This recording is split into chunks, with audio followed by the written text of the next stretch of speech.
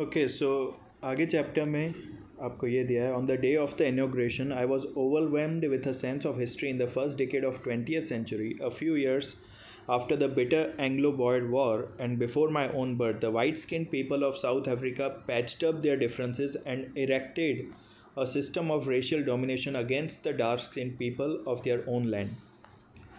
Okay यहाँ पे meaning ये है कि ऑन द इनॉग्रेशन डे, मतलब जब इनकी सेरेमनी हुई, जब ये प्रेसिडेंट बन रहे थे, तो ये बहुत ही ज़्यादा खुश फील कर रहे थे। एक हिस्ट्री भी उन्हें याद आ रही थी। उस हिस्ट्री में ऐसा बताया गया है कि जब इनका जन्म हुआ उससे कुछ साल पहले ही जो सारे वाइट स्किन्ड पीपल थे उन्होंने अपने डिफरेंसेस ख़त्म कर दिए। अब आप सोचोगे वाइट स्किन्ड पीपल में कौन से डिफरेंसेस थे, वो तो सिर्फ ब्लैक लोगों के अगेंस्ट थे। तो ऐसा नहीं था। वाइट स्किन्ड पीपल यूके यानी इंग्लैंड के भी थे, पोर्चुगीज़ भी थे, नैदरलैंड्स के भी थे। सो बहुत सारे अलग अलग देशों से ये वाइट स्किन पीपल आए थे। ये लोग भी अपने में एक दूसरे में लड़ते थे अपने नेशन के लिए, अपने नेशन का कब्ज़ा बढ़ाने के लिए। लेकिन जब नेल्सन मंडेला का जन्म हुआ था उससे कुछ साल पहले इन्होंने अपने देश के जो अपने बीच के जो डिफरेंसेस थे वो ख़त्म कर दिए थे और उन्होंने एक ऐसा सिस्टम बना लिया था जो सिर्फ़ और सिर्फ ब्लैक लोगों के अगेंस्ट था। कई सारे कानून ऐसे थे जो ब्लैक लोगों के अगेंस्ट बनाए गए थे। सो नेल्सन मंडेला कहते हैं, the structure they created form the basis of one of the harshest most inhuman societies of the world has ever known. जो उन्होंने सिस्टम बनाया, माना जाता है कि it was one of the harshest, inhuman यानी इंसानियत का नाम ही नहीं था, ऐसा सिस्टम उन्होंने बनाया ब्लैक लोगों के against. Now in the last decade of 20th century, और अब ये हुआ था 20th century की स्टार्टिंग में, और 1994 यानी कि जो लास्ट डेकेड है 20th century का, जब वो खुद 80 years के हो चुके थे। He was it's himself in the 8th decade as a man. So वो फील करते हैं कि अब जो फॉर्च्यून है, अब जो उनके सिस्टम में है, वो एक बहुत बड़ा बदलाव आ चुका है। और वो ये भी फील करते हैं कि ये बदलाव जो है वो अकेले नहीं ला पाए हैं, बल्कि उनसे पहले भी कई सारे ऐसे लोग थे जिन्होंने अपनी जान देकर इस आइडिया को आगे लाया, ये भेदभाव को मिटाने की कोशिश की।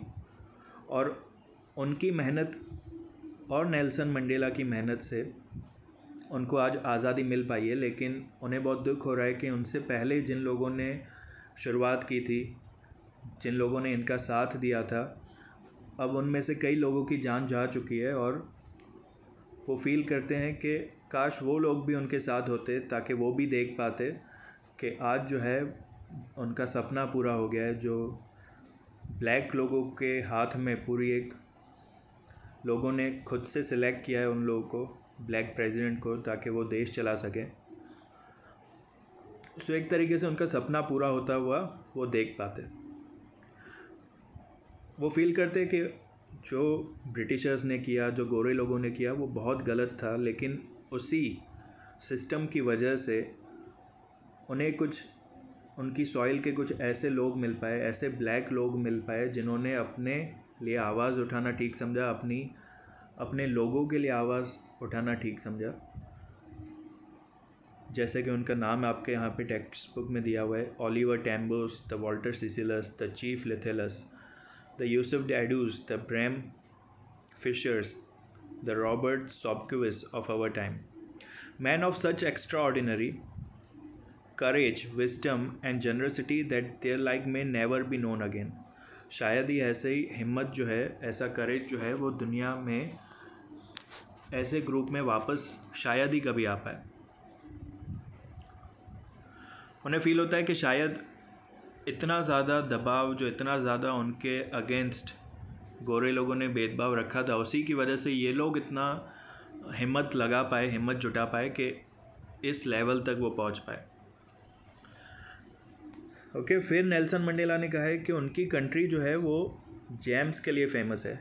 जैम्स यानी वो खाने वाली जैम्स नहीं, रत्न के लिए फेमस है, रूबी, टोपैज, एमरल्ड, उन जेम्स के लिए फेमस है।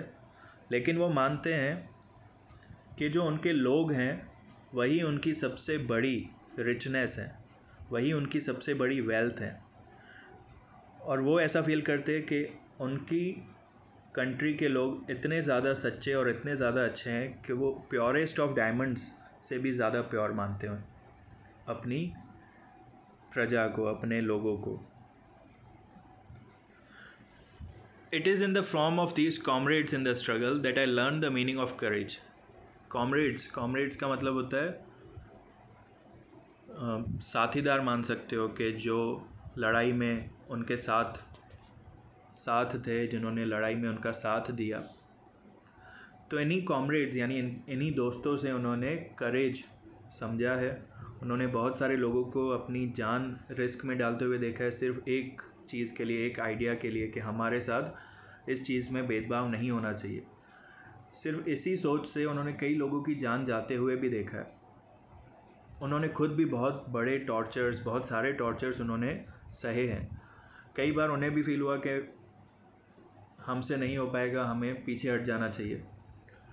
लेकिन फिर कहते हैं कि कभी कभी जब आप हार मानने लगते हो तो उसी टाइम पे आपको कुछ एक उम्मीद दिख जाती है जिसकी वजह से आप आगे चलते रहते हो। ऐसी उम्मीदें कब उन्हें दिखी? जब जेल में उनको बहुत टॉर्चर किया जाता था, मार मार के उनकी हालत ख़राब कर दी जाती थी। और फिर किसी एक जेलर से उनको थोड़ी रहम, कुछ सेकंड्स, कुछ मिनट के लिए भी उनको जब थोड़ा सा रहम दिखाई देता था, तब वो सोचते थे कि भाई उम्मीद अभी भी ख़त्म नहीं हुई है। उन्होंने एक और अच्छी चीज़ कही कि लोगों की अच्छाई, गुडनेस जो है, वो लोगों में आप छुपा ज़रूर सकते हो। शायद लोग जो है वो अपनी अच्छाई थोड़े टाइम के लिए छुपा सकते हैं, लेकिन उसको ख़त्म नहीं कर सकते। सो कभी ना कभी उनकी अच्छाई जो है वो आपके सामने आ ही जाएगी।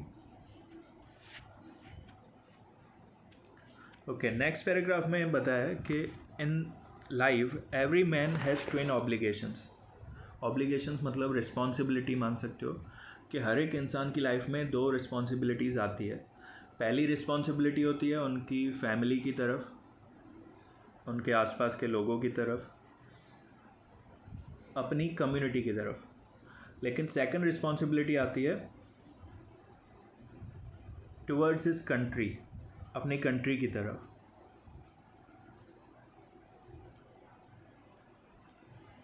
ओके, अब इन दिस सोसाइटी हम इतने सारे लोगों के बीच में रहते हैं, तो हर एक इंसान के पास ये ट्विन ऑब्लिगेशंस रहते हैं।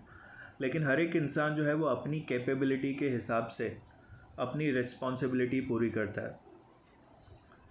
हर एक इंसान पहले तो अपनी फैमिली की रिस्पॉन्सिबिलिटी पूरी करना चाहता है, और फिर जब वो अपनी फैमिली की रिस्पॉन्सिबिलिटी को अच्छे से संभाल पाता है तो ही वो आगे बढ़ के अपनी कम्युनिटी, अपनी कंट्री की रिस्पॉन्सिबिलिटी लेने के लिए तैयार होता है। लेकिन वो कहते हैं कि हमारी साउथ अफ्रीका कंट्री में, जहाँ पे ब्लैक लोगों के अगेंस्ट इतना ज़्यादा भेदभाव होता था कि अगर कोई इंसान अपनी कम्युनिटी, अपने लोगों के लिए या अपनी कंट्री के लिए कुछ करना चाहे तो उसे जेल में डाल दिया जाता था, उसको पनिश किया जाता था, उसे आइसोलेट यानी कि एकदम अलग करके उसे किसी जेल में, किसी कोठरी में बंद कर दिया जाता था, क्योंकि वो नहीं चाहते थे कि कोई भी एक ऐसा इंसान, ऐसा लीडर उन्हें मिले जो उनके लोगों की मदद करे, उनका लीडर बन सके। लेकिन फिर भी जब उनको एक ऐसा ग्रुप मिला जहाँ पे वो एज अ लीडर बन के बाहर आ सके, तो उन्होंने ट्राई करते रहे और फ्रीडम की तरफ आगे बढ़ते रहे। तो जब उन्होंने फ्रीडम की तरफ आगे बढ़ने की कोशिश की, तो उन्होंने फ़ील किया कि जब वो लोगों की मदद करने जाते हैं तो कई सारी चीज़ों में अपनी फैमिली पे ध्यान नहीं दे पा रहे थे। As a son, as a brother, as a father और एज अ हस्बैंड, जो उनकी रिस्पॉन्सिबिलिटीज़ हैं वो रिस्पॉन्सिबिलिटी पूरी नहीं कर पा रहे थे।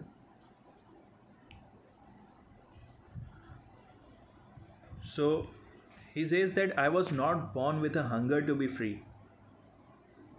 ऐसा नहीं था कि उनके मन में बचपन से ही ऐसे आग लगी थी कि मुझे आज़ादी चाहिए, बल्कि बचपन में तो उन्हें ऐसा कभी फील ही नहीं हुआ कि उनके साथ कुछ भेदभाव किया जा रहा है, क्योंकि बचपन में वो अपने घर के बाहर आराम से जो उनके खेत थे उन खेतों में जाके खेलते थे, स्कूल में जाके पढ़ते थे। ठीक है, जैसे हर एक बच्चा जो है वो जितनी मस्ती जितना आज़ादी उनको चाहिए, तो इन लोगों के पास भी वो आज़ादी थी। लेकिन जब बड़े हुए तब उन्हें पता चला कि उनके लिए जॉब्स नहीं है, उनके लिए कोई कॉलेजेस नहीं है, उनके लिए कुछ अच्छी सिस्टम नहीं बना हुआ जिसके थ्रू वो अपनी लाइफ जी सके। हाँ, गरीबी में जीना है, आप कैसे भी जियो, आपको पूरी आज़ादी है, लेकिन आगे बढ़ने के लिए आपके पास कोई आज़ादी थी नहीं। जब उन्होंने ये रियलाइज़ किया कि आई एम नॉट फ्री, फिर उन्हें ये रियलाइज़ हुआ कि सिर्फ मैं नहीं हूँ जिसे आगे बढ़ने की आज़ादी नहीं है।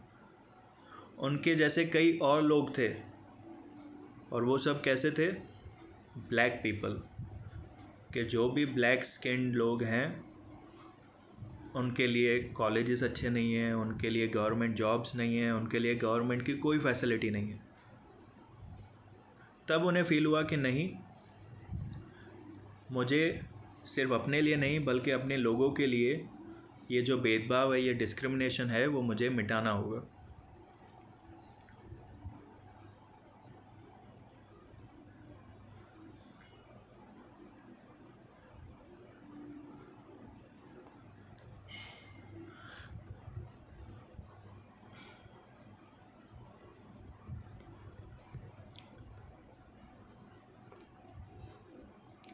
So it was this desire for the freedom of my people to live their lives with dignity and self-respect that animated my life. यही जो उनकी डिज़ायर थी कि मैं अपने लोगों को आज़ादी दिलवाऊंगा, इस भेदभाव से दूर करवाऊंगा, उसी ने उनकी लाइफ को और ज़्यादा अच्छा बनाया, उनको ट्रांसफॉर्म किया। वो कहते हैं कि ऐसा बच्चा जो he was a frightened young man, बहुत ही एक डरपोक यंग मैन थे, इस डिज़ायर की वजह से, ये जो ज़िद थी कि हमारे साथ भेदभाव नहीं होना चाहिए, इसी ज़िद की वजह से वो एक बोल्ड इंसान बन पाए, एक स्ट्रॉन्ग इंसान बन पाए। A law abiding attorney to become a criminal. Attorney मतलब वो एक वकील थे, ऐसे वकील जो कानून फॉलो करते थे, लेकिन इसी ज़िद की वजह से उन्हें कई बार कानून को तोड़ के, क्योंकि ये सारे कानून तो ब्लैक लोगों के अगेंस्ट थे, तो कई सारे गवर्नमेंट के कानूनों को तोड़ के अपनी आज़ादी के लिए उन्होंने लड़ाई लड़ी है। एक family loving husband into a man without a home.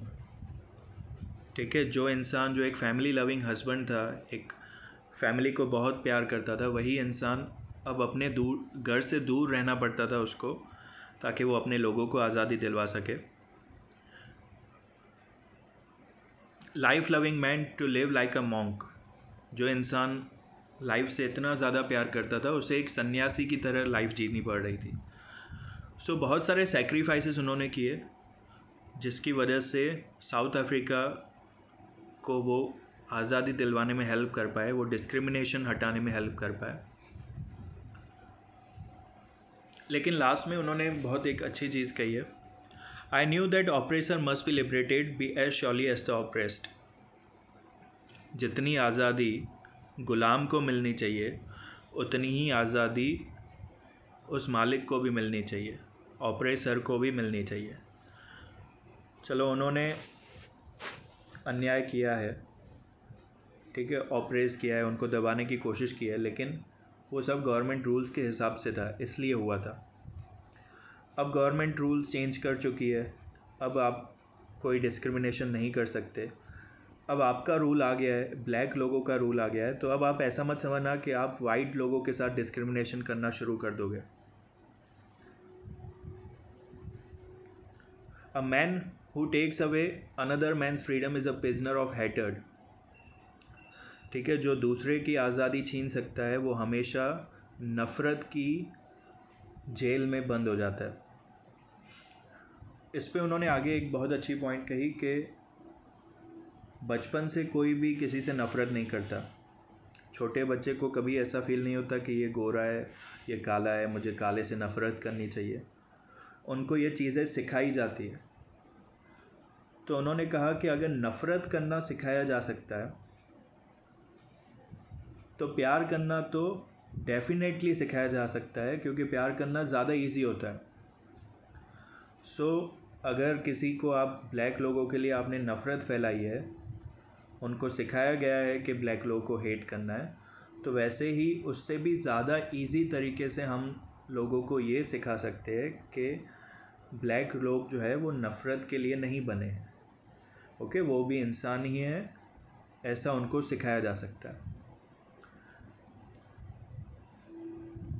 Okay, और अगर ये लोग खुद भी, जो ब्लैक लोग, इन पे अन्याय हुआ लेकिन अब इनका राज आ गया है, तो वो वाइट लोगों पे अन्याय करें तो इनमें और ब्रिटिशर्स में यानी गोरे लोगों पे कोई फ़र्क नहीं रह जाएगा। इन्होंने अपने लोगों को एक बहुत अच्छा मैसेज दिया कि हम पीसफुली सबके साथ मिलजुल कर रहने के लिए अब तैयार हो चुके हैं। ओके, यहाँ पे चैप्टर एंड होता है। आई होप आपको नेल्सन मंडेला की सोच, उनके लाइफ के बारे में बहुत कुछ पता चल पाया होगा। उनकी डिस्क्रिमिनेशन के अगेंस्ट जो लड़ाई थी उसमें कितने स्ट्रगल और कितने सेक्रीफाइसेस किए वो भी आपको पता चला होगा। आप इस चैप्टर को पूरा एक तरीके से एक PDF में पूरा एक बार अच्छे से रीड कीजिएगा। अगर कोई पॉइंट आपकी रह गई हो तो यू कैन आस्क मी। अगर कुछ नहीं समझ में आए, कोई वर्ड नहीं समझ में आए, तो भी आप मुझे मैसेज करके पूछ सकते हो।